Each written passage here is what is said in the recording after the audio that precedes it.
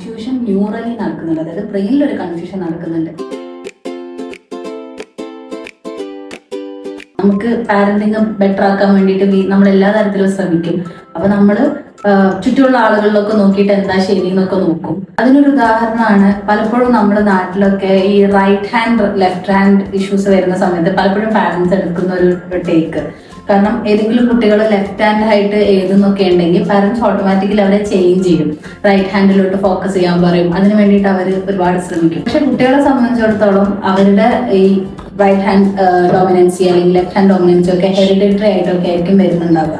അതായത് അവര് ജനറ്റിക്കലി ഫാമിലിയിലുള്ള ആരുടെങ്കിലും അടുത്ത് ഇതേപോലൊരു ഡോമിനൻസ് ഉണ്ടെങ്കിൽ അതൊക്കെ കുട്ടികളിൽ കാണിക്കാൻ സാധ്യതയുണ്ട്.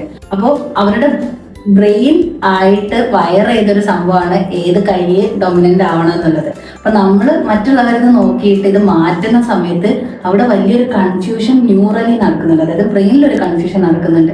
ഇത് അവരുടെ ഫെർദർ കൊഗ്നിറ്റീവ് ഗ്രോത്തിനൊക്കെ ബാധിക്കും. അതായത് അവരെങ്ങനെ ക്രിയേറ്റീവ്ലി ചിന്തിക്കുന്നു, അവരെങ്ങനെ ഓരോ പ്രോബ്ലം സോൾവിങ് നടത്തുന്നു, ഇമോഷണലി എങ്ങനെ പ്രോസസ് ചെയ്യുന്നതിനൊക്കെ ബാധിക്കും.